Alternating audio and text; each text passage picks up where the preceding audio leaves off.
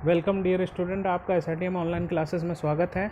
आज मैं all second sem student BEE, BMEE, general engineering, electrical first year, civil first year, mechanical first year के common topic electromagnetic induction chapter में 10वां lecture आपका जो topic है आज का स्वप्रेरकत्व और म्यूचुअल इंडक्शन यानी सेल्फ इंडक्शन और म्यूचुअल इंडक्शन को समझाने जा रहा हूँ।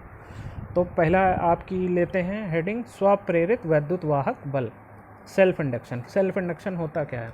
यदि किसी अगर कुंडली को किसी एक सोर्स से जोड़ा जाता है तो उस कुंडली में फ्लक्स परिवर्तन के कारण एक EMF स्वतः उत्पन्न हो जाता है। इसी को सेल्फ इंडक्शन कहते हैं। तो ये होता कैसे है, ये बात करेंगे। यही चीज़ें जो थ्योरी अभी बताई गई हैं उसमें यदि धारा में वृद्धि हो रही है तो स्वप्रेरित वैद्युत वाहक बल उसका विरोध करेगा।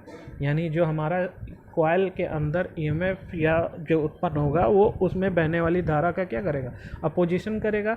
यदि धारा का ह्रास हो रहा है यानी हानि हो रही है तब वो धारा की दिशा में ही क्रियाशील होगा। यानी अगर उसमें कोई लॉसेस हो रहे हैं तो वो करंट की ही क्या डायरेक्शन में EMF उत्पन्न होने लगेगा। इस प्रकार यह वैद्युत धारा के कम होने का विरोध करता है। यानी जो कुंडली होती है उसमें जो फ्लक्स परिवर्तन होता है वो उसमें उसकी एक तरह से घटने या बढ़ने का क्या करता है? विरोध करता है, कम होने का। कुंडली का वह गुण जिसमें धारा की वृद्धि का विरोध हो या धारा की कमी से विरोध हो, विरोध के कारण धारा की दिशा में क्रियाशील होना पाया जाता है, स्वप्रेरकता कहलाता है। स्वप्रेरकता कहलाता है। यही क्या होता है हमारा सेल्फ इंडक्शन। इसी को कहते हैं आपको सेल्फ इंडक्शन। क्या होता है कि जब किसी कुंडली में किसी सोर्स के द्वारा जो करंट उत्पन्न होती है, धारा में वृद्धि होती है यानी धारा बहती है, तो उसमें जो फ्लक्स परिवर्तित होता है उसके कारण जो EMF उत्पन्न होता है वो उसमें बहने वाली धारा के घटने या बढ़ने का क्या करता है? विरोध करता है। इसी को हम लोग सेल्फ इंडक्शन कहते हैं या सेल्फ इंड्यूस्ड EMF कहते हैं। इसको एक बार फिर से छोटे लाइनों में समझाना चाहता हूँ कि जब किसी कुंडली में यदि एक करंट यानी सोर्स जोड़ने के कारण करंट फ्लो होने के कारण उसमें फ्लक्स उत्पन्न होने लगता है उस कुंडली में, तो वो फ्लक्स पे परिवर्तन के कारण यानी एक कुंडली से दूसरे कुंडली, दूसरे से आगे कुंडली में फेरों में जाने के कारण हर फेरों में उसका मान फ्लक्स क्या होता है? बदलता रहता है या परिवर्तित होता है, जिसके कारण उस फ्लक्स के चारों ओर एक EMF जनरेट होता है, EMF उत्पन्न होता है। यही EMF क्या कहलाता है? हमारा सेल्फ इंडक्शन। यानी यह एक स्वतः ही एक EMF उत्पन्न कर लेता है, इसलिए इसको स्वप्रेरकता या सेल्फ इंडक्शन कहते हैं। ठीक है। दूसरा इसमें है कि पारस्परिक, दूसरा पॉइंट है आपका, टॉपिक दूसरा है आपका आज का टॉपिक सेकंड है आपका पारस्परिक वैद्युत वाहक बल, म्यूचुअली इंडक्शन। इसको मैं छोटा सा अपने उसमें समझाना चाहता हूँ। म्यूचुअल इंडक्शन होता क्या है?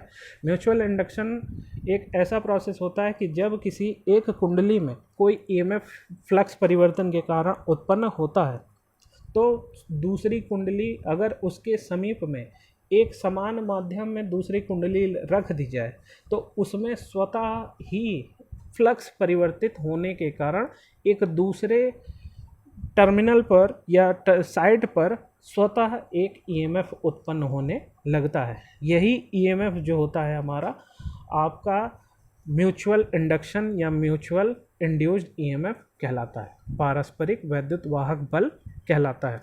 देखिए इसमें विस्तार से क्या है कि यहाँ पर जैसे यहाँ पर इस प्रकार, जैसे यहाँ पर डायग्राम में दिखाना चाहता हूँ। यहाँ पर एक कुंडली A, दूसरी कुंडली कॉइल B रखी गई है। ठीक, यहाँ पर EMF यानी E1 बोल सकते हैं आप, V को E भी बोला जाता है, और यहाँ पर V यानी E2 EMF हो रहा है। तो यहाँ पर जब पहले में जोड़ते हैं तो यहाँ पर EMF उत्पन्न होता है। नंबर ऑफ टर्न N1 है, अगर यहाँ पर N2 है तो यहाँ पर N1 होने के कारण ∅1 फ्लक्स उत्पन्न होता है। ये ∅1 फ्लक्स जो होता है यही समान माध्यम में कोर जोड़े होने के कारण इसमें ∅2 फ्लक्स उत्पन्न करने लगता है, जिससे यहाँ पर N2 होने के कारण phi2 फ्लक्स होता है, फेरों की संख्या अलग होने के कारण, और यहाँ पर फ्लक्स परिवर्तन के कारण E2 EMF उत्पन्न हो जाता है। तो यही चीज़ें हैं।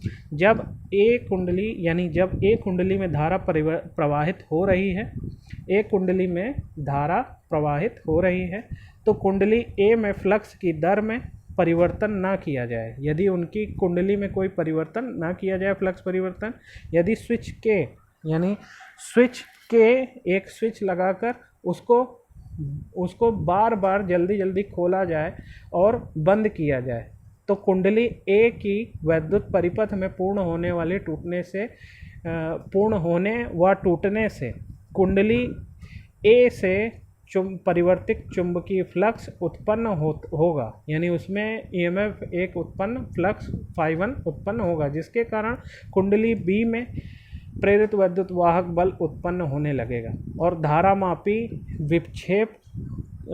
विक्षेप यानी डिफ्लेक्शन पहले एक दिशा में होगा तथा फिर विपरीत दिशा में होगा, यानी कुंडली ए में किसी और डायरेक्शन में, और उसमें क्या होगा, विपरीत डायरेक्शन में उसके होगा।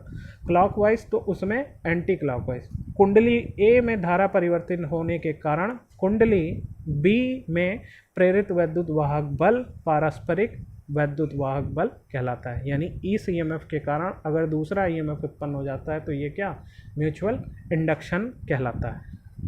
तो इस टॉपिक में बहुत इम्पॉर्टेंट टॉपिक है, ये आपका पेपर में आने लायक 100% इस यूनिट का टॉपिक है आपका, म्यूचुअल इंडक्शन और सेल्फ इंडक्शन।